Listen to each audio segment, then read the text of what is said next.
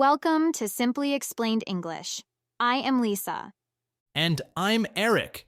Do you want to improve your English easily? If so, you're in the right place. Okay, today we'll listen to a podcast about how to speak like a native English speaker. Let's listen to it. Hi, everyone, and welcome back to our podcast. I'm your host, Mark. And I'm Rosa. Today we're going to lay out some really interesting tips about how to sound more like a native English speaker. That's right, Rosa. Many learners can understand English well, but they sometimes want to sound more natural when they speak. So, we've got some great tips for you today. Exactly. These tips are easy to understand and practice. Let's get started. Our first tip is all about connected speech. What exactly is that, Rosa? Well, Mark, connected speech is when words blend together in a sentence. Native speakers often don't say each word separately. For example, instead of saying, "let me see," they might say, "let me see." That's a great example. It sounds much smoother, doesn't it? Another one is going to, which often becomes gonna. Yes, and want to can sound like wanna. These little changes make a big difference. So, how can our listeners practice this? The best way is to listen carefully to native speakers. Try watching English TV shows or listening to podcasts. Pay attention to how the words flow together. Another good exercise is shadowing. This means repeating sentences exactly as you hear them. Pause after a short sentence and try to copy the way the speaker connects the words. That's a fantastic idea, Mark. Start with short sentences and then gradually try longer ones. Don't worry if it feels a bit strange at first. It gets easier with practice. Our second tip is about idioms. These are phrases that mean something different from the individual words. Like, "it's raining cats and dogs" doesn't mean actual animals are falling from the sky. It just means it's raining heavily. Or break a leg, which actually means good luck. Native speakers use idioms all the time without thinking about it. I suggest learning one new idiom each day. Try to use it in a conversation that day. Some common ones are piece of cake, meaning something is easy, or hit the books, meaning to study. Just don't use too many at once, or your speech might sound unnatural. One or two in a conversation is perfect. I remember a student who tried to use 5 idioms in one short conversation. It sounded like he was reading from an idiom dictionary. That's hilarious. Remember, listeners, quality over quantity with idioms. So, how can our listeners learn and use idioms, Rosa? I suggest learning 1 or 2 new idioms each day. Write them down and try to use them in your conversations. You can find lists of common English idioms online or in language learning books. That's great advice. Don't try to learn too many at once. Just focus on a few and try to use them naturally. Our third tip is to incorporate slang. Now, slang is very informal language, and it can change quite quickly. That's true. What might be popular slang today might not be used as much in a few years. However, knowing some common slang can definitely make you sound more like a native speaker, especially in casual conversations. For example, instead of saying relax, you might hear people say chill. And instead of saying, "that's awesome," you might hear, "that's sick," or "that's cool." Like saying something is cool or awesome instead of very good, or saying, "I'm beat," instead of "I'm tired." Exactly. Slang can make your conversations feel more relaxed and modern. Where can our listeners learn about current slang, Rosa? Watching reality TV shows or short videos on platforms like TikTok can be a good way to pick up on current slang. Just be careful about using it in formal situations. That's a very important point, Rosa. Slang is usually for informal conversations with friends. And slang changes quickly. Words that were popular 5 years ago might sound outdated now. I recommend you set aside at least 15 minutes each day to listen to authentic English. And I've noticed different age groups use different slang too. My teenage nephew says things I've never heard before. Absolutely. And slang varies by region too. British, American, and Australian slang can be completely different. Our fourth tip is about intonation, the music of language. Intonation is how your voice goes up and down when speaking. It adds meaning and emotion to your words. For example, when you ask a question, your voice usually goes up at the end. Are you coming? But for statements, your voice usually goes down. I'm going to the store. Intonation can completely change the meaning. Say really with your voice going up, and it's a question. Say it with your voice going down, and it shows you're not impressed. Really. To practice, listen carefully to how native speakers change their pitch. Then record yourself saying the same sentences and compare. I find watching TV shows with subtitles helps with this. You can read along and hear the intonation patterns at the same time. Great suggestion, Mark. Try to notice how characters express different emotions through their tone.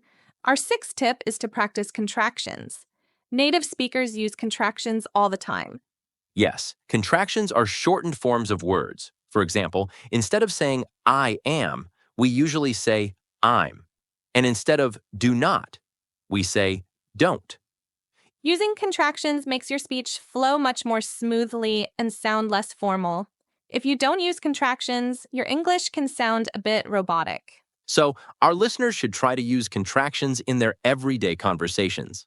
Start with simple ones like I'm, you're, he's, she's, it's, we're, and they're. And then move on to negative contractions like don't, can't, won't, and isn't. It will make a big difference. Our final tip is to practice real-life situations. Instead of just focusing on grammar rules, try to practice speaking in practical contexts. That's so important, Mark. Think about everyday situations like ordering food in a restaurant, asking for directions, or having a casual chat with someone. You can even imagine these scenarios and practice what you would say out loud. Or better yet, try to find opportunities to speak English in real-life situations. Maybe there's an English-speaking cafe in your city, or you could join an online language exchange group. The more you practice in real-life contexts, the more confident and natural you will sound. So to quickly summarize our tips for sounding more like a native English speaker, practice connected speech, use idioms effectively, incorporate slang in informal situations, master intonation, learn collocations, use contractions, and practice in real-life situations. Remember, it takes time and practice, so don't get discouraged if you don't sound like a native speaker overnight. Just keep practicing, and you'll get there. That's right. Every little bit of practice helps. And most importantly, have fun with it.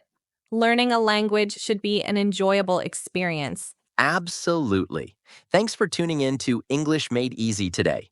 We hope you found these tips helpful. Join us next time for more tips and tricks to improve your English. Until then, happy learning. Eric, what do you think about the podcast? I found the tips super helpful, especially about connected speech. What about you? Same. I liked the part about idioms. Using too many can sound weird. Right. And the slang tips were cool too. Gotta be careful when to use them though. Agreed. Okay, well, let's start our podcast. What are the words today, Eric? The first word today is hilarious. Then we will continue with at once and pattern. Then layout. And the final one is set aside. Okay, let's start with the first word. The first word is hilarious. Hilarious. Hilarious means something that is really, really funny. If something makes you laugh a lot, you can say it's hilarious. So, is it stronger than just saying something is funny? Yes, that's right. If you watch a comedy movie and you can't stop laughing, you might say, that movie was hilarious. Got it. Can we use it for people too? Definitely. You can say, my friend Jake is hilarious. He always makes everyone laugh. Oh, nice. So, can we say something like, that joke was hilarious? Perfect. You can also use it to talk about situations. For example, the way my cat chases her tail is hilarious. That's cute. Is hilarious formal or informal? It's more informal. You'll mostly hear it in casual conversations. Makes sense. What would you say, grammar, Eric? Not too many. Just remember, we usually use hilarious to describe things, people, or situations. We often say, that was hilarious, or he's hilarious. Okay, so it's mostly used as an adjective. Exactly. And you might also hear it with the adverb absolutely to make it even stronger, like, that show was absolutely hilarious. I like that. It sounds even more exciting. Yeah, it really adds emphasis. Okay, well, I think now our followers understand the word hilarious better. Now, let's move on to our next word. The next word is at once. At once. That's a good one. I hear it a lot, but sometimes I'm not sure how to use it. Yeah, it's a useful phrase. At once can mean two things, actually. Really? What are they? First, it can mean immediately or right now. For example, if someone says, come here at once, they mean you should come right away. Ah, so it's like saying, do it now. Exactly. You might also hear it when someone is angry or serious, like, stop that at once. Got it. So it's pretty strong when used that way. Yes, it definitely sounds more urgent. The second meaning is a bit different. At once can also mean at the same time. For example, she was laughing and crying at once. Oh, like doing two things together. Yes. Another example could be he was trying to cook, clean, and answer the phone all at once. Wow, that sounds stressful. It does, right? So remember, at once can mean immediately or at the same time, depending on the context. Is it formal or informal? It's neutral. You can use it in both formal and informal situations. That's good to know. Can it come at the beginning or the end of a sentence?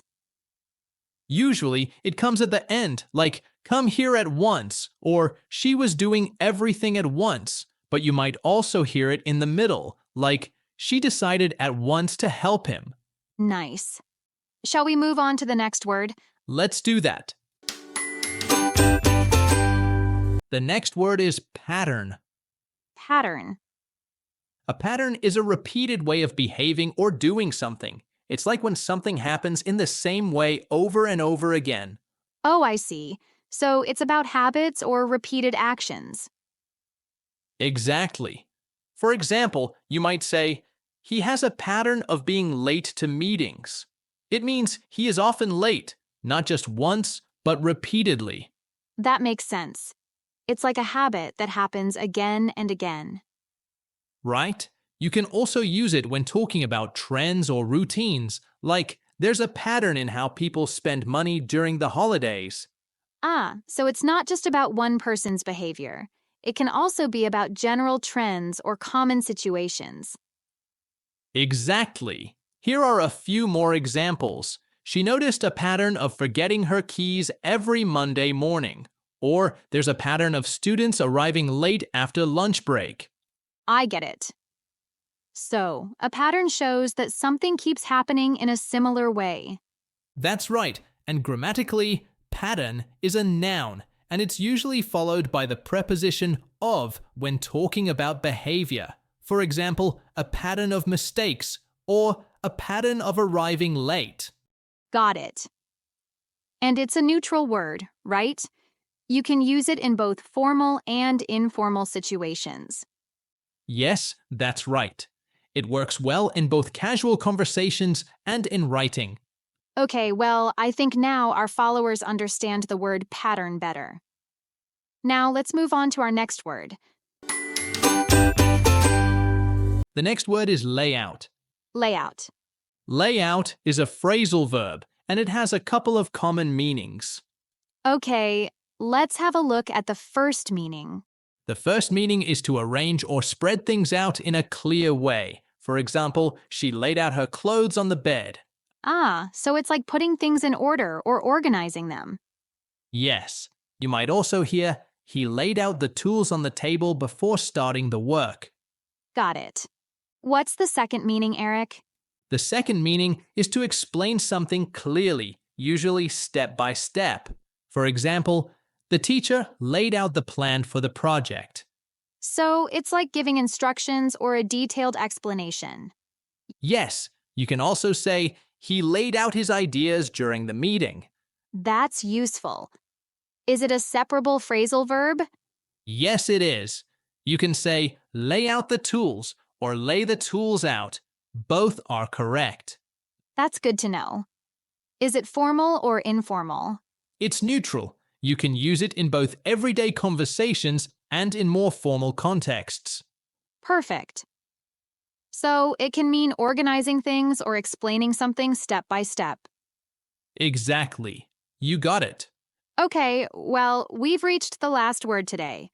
What is the last word, Eric? The last word is set aside. Set aside. Set aside is a phrasal verb that means to save something for a specific purpose or to keep it separate. You often use it when talking about time, money, or even emotions. Oh, I see. So it's like when you keep something ready for later? Yes, Lisa. For example, you might say, I set aside some money each month for emergencies. It means you save that money and don't spend it on other things. That makes sense. So it's like planning ahead or being prepared. Right? You can also use it with time. For instance, I set aside some time to study every evening. It means you make sure you have time just for studying. So it's not just about money. It can be about time or even energy. Yes, you might also hear it in situations where you choose not to think about something for a while. For example, she set aside her worries to enjoy the party. That's a good example. So it can be both practical and emotional.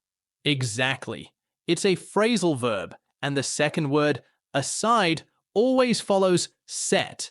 It's also neutral, so you can use it in both formal and informal situations. Got it. I like that it's so versatile. It sounds like a phrase you can use in everyday life. Absolutely. It's really common and useful. Okay, well, that's it for today's episode of Simply Explained English.